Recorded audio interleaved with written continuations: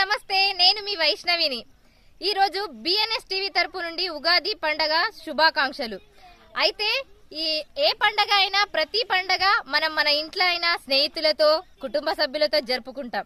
కానీ ఈ ఉగాది పండగ స్పెషాలిటీ రైతుల పండగ.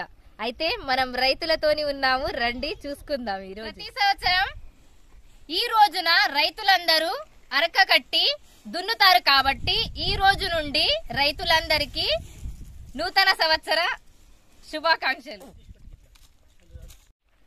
పెట్టే పెట్టు పెట్టు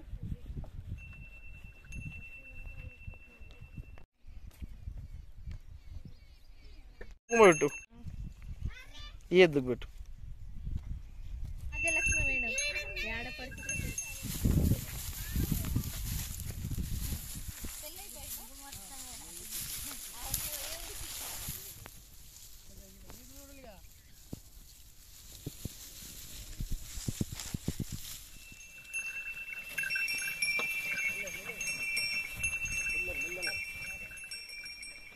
రాని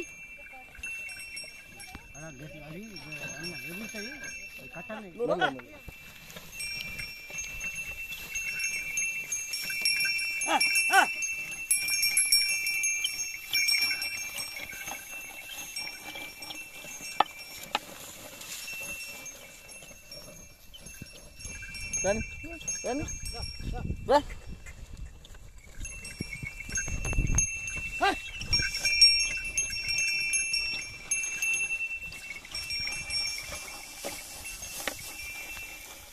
మంచిగా ఉండాలని అంబాలు తీసుకొస్తాము, అందరికి పోస్తాము, చేనులు చల్లుతాము, పంటలు మంచిగా వెళ్ళాలని మంచిగా దేవుడికి మొక్కుతాం.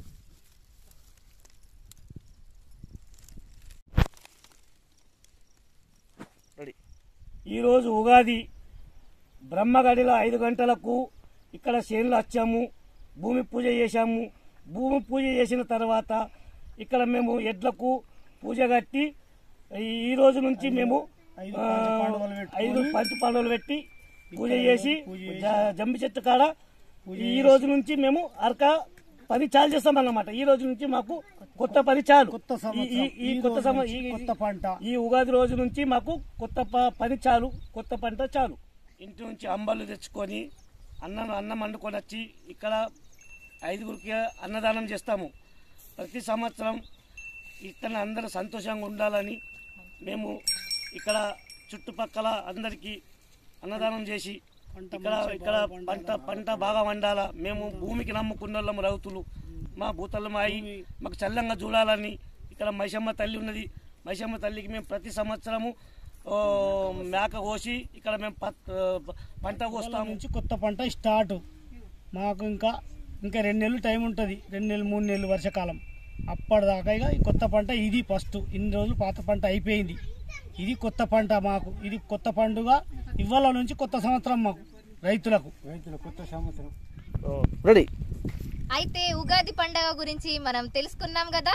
ఇలాంటి ఉగాది పండగ అందరి జీవితాలలో వెలుగునివ్వాలని అందరికీ ఇంకోసారి ఉగాది పండగ శుభాకాంక్షలు.